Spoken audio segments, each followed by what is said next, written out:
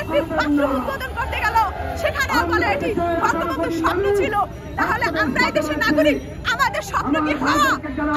সাধারণ মানুষের ক্ষোভ আপনারা দেখতে পাচ্ছেন। আমরা যখন মিছিল নিয়ে যাচ্ছি, আপনারা দেখছেন আমাদের সাথে তাল মিলিয়ে সকল দোকানপাট সবকিছু বন্ধ করে সাধারণ মানুষ আমাদের সাথে একাত্মতা প্রকাশ করেছে।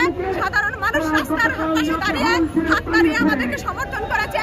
আমাদের সাথে স্লোগানে তারা স্লোগান ধরেছে, আমাদের পায়ে পা মিলিয়ে তারা হেঁটে স্লোগান দিয়ে আমাদের সাথে মিছিল করে তারা তাদের ক্ষোভ ছেড়েছে।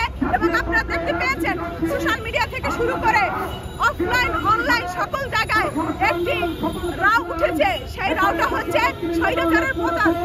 এই অবৈধ সরকার দীর্ঘদিন যাবৎ ক্ষমতায় থেকেও আফসোস হয় 16টি বছর তারা বঙ্গবন্ধুর গান শুনিয়ে বঙ্গবন্ধু বিদ্বেষী একটি শ্রেণীর জন্ম দিয়েছে, যারা বঙ্গবন্ধুকে এত পরিমাণ মিসইউজ করেছে।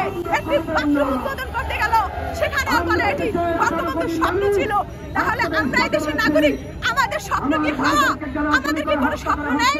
যে আমাদের সভাপতি নুরুল হক নূর বলেছেন যে একটি প্লেন বানায় সেটি বঙ্গবন্ধুর স্বপ্ন ছিল, যে একটি ডলার বানায় সেটি বঙ্গবন্ধুর স্বপ্ন ছিল, যে একটি স্যাটেলাইট পাঠায় সেটি বঙ্গবন্ধুর স্বপ্ন ছিল। আমাদের কোনো স্বপ্ন নাই, সাংবাদিকদের কোনো স্বপ্ন নাই, দেশের জনগণের কোনো স্বপ্ন নাই, রাজনীতি আমরা যারা করি আমাদের কোনো স্বপ্ন নাই।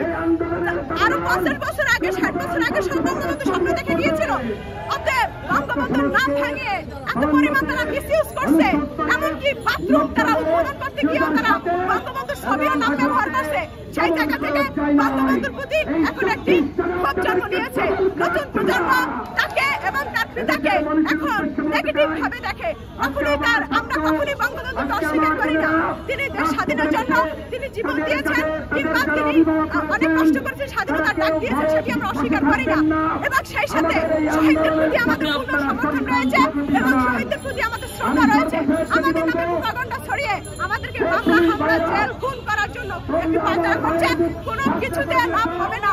হুঁশিয়ার দিয়ে বলছি, ভাই জীবন দিব, মৃত্যুকে বরণ করে নিব, তবু আমাদের দাবি না আর আদায় হওয়া পর্যন্ত রাজপথ আমরা ছাড়ছি না।